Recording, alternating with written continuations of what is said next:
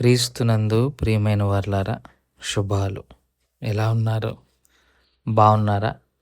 నిన్నటి దినము ఎలా గడిచింది? ప్రభువుకు మహిమకరంగా జీవించారా?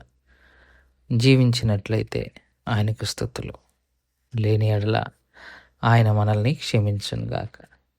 నేటి దిన ధ్యానాంశము మార్కు సువార్త 11వ అధ్యాయము 12 నుంచి 14 వచనాలు చూద్దాం. మార్కు సువార్త 11వ అధ్యాయము 12 నుంచి 14 వచనాలు. మరునాడు వారు బెతనియా నుండి వెళ్ళుచుండగా ఆయన ఆకలిగొని ఆకులు గల ఒక అంజూరపు చెట్టును దూరం నుండి చూచి దాని మీద ఏమైనాను దొరుకునేమో అని వచ్చెను. దాని యొద్దకు వచ్చి చూడగానే ఆకులు తప్ప మరేమీ కనబడలేదు. ఏలయనగా అది అంజూరపు పండ్ల కాలము కాదు. అందుకు ఆయన, ఇక మీదట ఎన్నటికి నీ పండ్లు ఎవరునూ తినకుందురు గాక అని చెప్పెను. ఇది ఆయన శిష్యులు వినిరి. దేవుని వాక్యాన్ని మన వినికిడిలో దీవించి ఆశీర్వదించునుగాక. యేసుక్రీస్తు ప్రభువారు యెరూషలేము ప్రవేశం చేసి యెరూషలేములోనికి వెళ్ళి దేవాలయాన్ని చుట్టూ చూసి సాయంత్రం అయిందని బెతనియాకు మళ్ళా వెళ్ళిపోతారు. ఆ తర్వాత ఆ రాత్రి బస చేసి ఉదయం మళ్ళీ యెరూషలేములోనికి ఆయన వెళ్ళటాన్ని మనం చూస్తాం బెతనియా నుండి. అలా ఆయన వెళుతుండగా ఆకలి వేసింది ఆయనకు. మనకు తెలుసు, ఆయన సంపూర్ణ మానవుడు, సంపూర్ణ దేవుడు. సో మానవుడిగా ఆయనకి సాధారణమైన మనిషికి ఉండే ఎక్స్ప్రెషన్సే ఆయనకి ఉన్నాయి.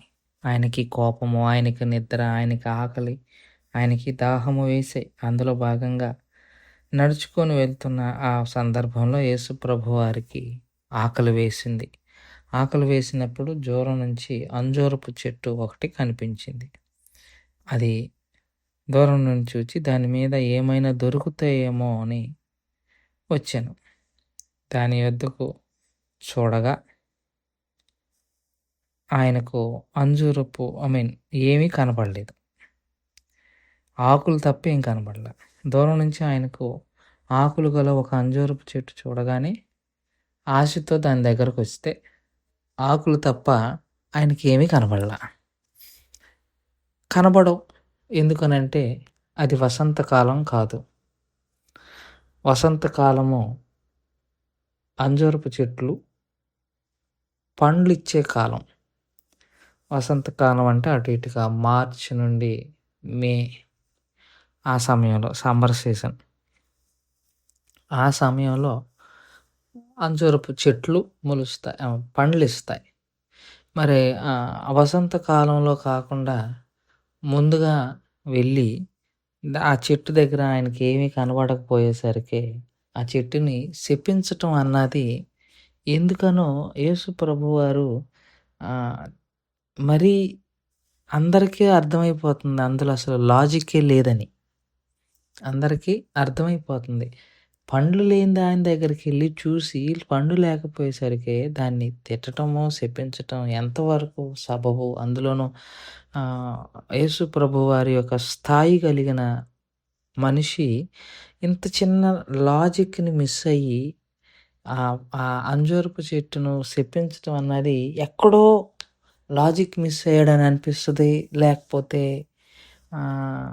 అన్యాయంగా దాన్ని శపించాడు అన్నట్టుగా అనుకుంటారు. కానీ ఒక మాట చెప్తాను, ప్రభువు మానవ రూపంలోనే ఉన్నారు, కానీ ఆయన దేవుడు కదా. దేవునికి తన సృష్టి మీద అవగాహన ఉండదంటారా? సృష్టి ఎట్లా స్పందిస్తుందో, దాని పూతకాలం ఎప్పుడో, దాని పండ్లిచ్చు కాలం ఎప్పుడో తెలియకుండానే ఆయన మాట్లాడతారా? దాన్ని శపిస్తారా? అంజూరపు చెట్టు ఫలాలు ఇవ్వని కాలంలోనికి వెళ్ళి ఫలాలను ఎక్స్పెక్ట్ చేయటం అవివేకం అని మనకు అనిపించినా ఆయనకు అన్నీ తెలుసు. ఆకులు కనిపించగానే వెళ్ళాడు దాని దగ్గరికి. ఇక్కడ నేను మీకు ఒక రిఫరెన్స్ చెప్తాను. 2 రిఫరెన్స్‌లు జ్ఞాపకం చేస్తాను. యేసయ్యను తప్పుగా అర్థం చేసుకోకుండా ఉంటారు అన్న ఉద్దేశ్యం కలిగి. చెప్పాను, అంజూరపు చెట్లు పండ్లిచ్చు కాలము వసంతకాలము. మార్చి నుంచి మే, దాదాపు మే చివర్లో వసంతకాలంలో ఆయన దాన్నేమంటారు, అంజూరపు చెట్లు ఫలాలనిస్తాయి. కానీ ఈయన ముందే వెళ్ళాడు, ముందే వచ్చాడు. పండ్లు లేకని తెలిసి, ఉండవని తెలిసి కూడా ఎందుకు వచ్చాడంటే, ఉంటాయి, ఖచ్చితంగా ఉంటాయి. దేవుడే ఆ మాట చెప్తారు. యెషయా గ్రంథం 28వ అధ్యాయము, యెషయా గ్రంథము 28వ అధ్యాయము 4వ వచనాన్ని చూస్తే మనకు అర్థమవుతుంది. ఫలవంతమైన లోయ తల మీదనున్న వాడిపోవు పుష్పము వంటిది దాని సుందర భూషణము. ఇదిగోండి, వసంతకాలము రాక మునుపు పండిన మొదటి అంజూరపు పండు వలెను అగును. ఇక్కడ ఎఫ్రాయిమును పొగుడుతూ, లేకపోతే ఎఫ్రాయిమును తిడుతూను పొగుడుతూను దేవుడు మాట్లాడుతూ ఒక అలంకార భాషను వాడతాడు. అది ఎలా ఉంటుంది అంటే, వసంతకాలము రాకమునిపే పండిన అంజూరపు చెట్టు ఎప్పుడు పండిద్దండి? వసంతకాలంలో. కానీ ఇక్కడ దేవుడు సృష్టిలో, తను చేసిన సృష్టిలో గమనించిన విషయం ఏంటి? ఆయన వసంతకాలం రాకముందే కొన్ని పళ్ళు పండుతాయి, వస్తాయి. చిగురించు కాలము ముందుంటుంది, చిగురించిన తర్వాత పండ్లు కాలము రాకమునిపే చిగురించే సమయంలోనే ఒక ఫస్ట్ పండు వచ్చేసి పండిపోద్ది. ఇప్పుడు యేసయ్య దూరం నుంచి ఒక ఆకులిచ్చు పూత పూసిన అంజూరపు చెట్టును చూడగానే ఏదో ఒక చెట్టన్నా, ఒక కాయన్నా, 2 కాయైనా వసంతకాలం రాకముందే పండుతాయి అన్న అవగాహన ఉన్నాడు కాబట్టి, ఎందుకంటే ఆల్రెడీ ఇక్కడ అన్నాడు కాబట్టి యెషయా గ్రంథంలో ఆ ఉద్దేశం కలిగిన వాడై అక్కడికి వెళ్ళాడు. మీకా గ్రంథాన్ని కూడా ఒకసారి చూద్దాం. క్షమించండి, మీకా అన్నాను, హోషేయ గ్రంథము 9వ అధ్యాయం 10వ వచనం చూడండి. హోషేయ గ్రంథము 9వ అధ్యాయము 10వ వచనం. అరణ్యములో ద్రాక్ష పండ్లు దొరికినట్లు ఇశ్రాయేలు వారు నాకు దొరికిరి. చిగురు పెట్టు కాలమందు అంజూరపు చెట్టు మీద తొలి ఫలము దొరికినట్లు మీ పితరులు నాకు దొరికిరి. అర్థమైందండి? చిగురు పెట్టు కాలము తర్వాత వచ్చే కాలము వసంతకాలము. వసంతకాలములో పండ్లు పండుతాయి, కానీ చిగురొచ్చే కాలంలోనే కొన్ని పండ్లు పండుతాయి. ఇదిగో దేవుడు చెప్తున్నాడు. యేసయ్య వెళ్ళింది అందుకే.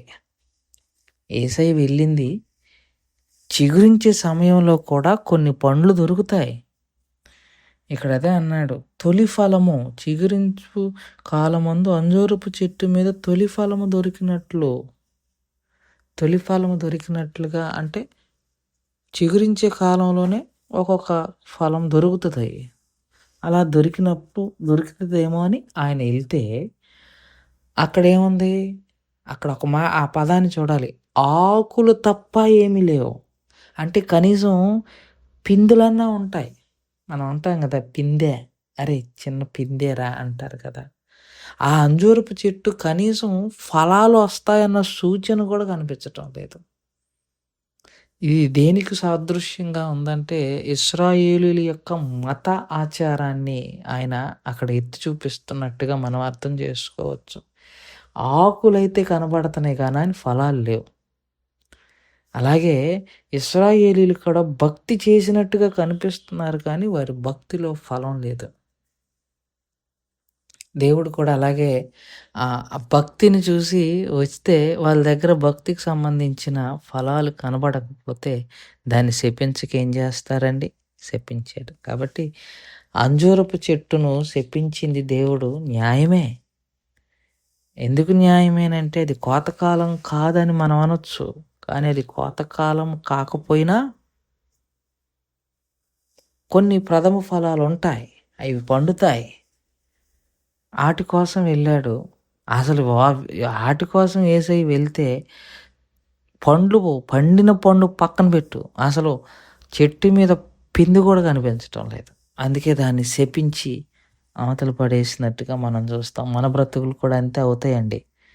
మన భక్తి చెట్ల మీదున్న ఆకుల్లాగా దూరం నుంచి కనపడగానే ఆహా! ఆకులుగా వేసింది విస్తారమైన ఫలాలు దొరుకుతాయని ఆశపడి దగ్గరొచ్చినోడికి కనీసం పిందెలు కూడా కనిపించటం లేదు. ఏం చేస్తాడు? శపిస్తాడు. దేవుడి మాటను దీవించి ఆశీర్వదించును గాక. ప్రార్థన చేసుకుందాం. మమ్మల్ని మిక్కిలిగా ప్రేమించిన మా ప్రియ పరలోకపు తండ్రి, మీ పాదాలకు స్తోత్రాలు. చెప్పబడిన వాక్యాన్ని బట్టి మీకు స్తోత్రాలు. విన్న వాక్యం మా హృదయంలో భద్రపరచుకొని వాక్యానుసారంగా జీవించగలిగిన కృపను దయచేయమని యేసుక్రీస్తు ప్రభువారి పుణ్య నామములో అడిగి వేడుకుంటున్నాం తండ్రి. ఆమేన్. God bless you.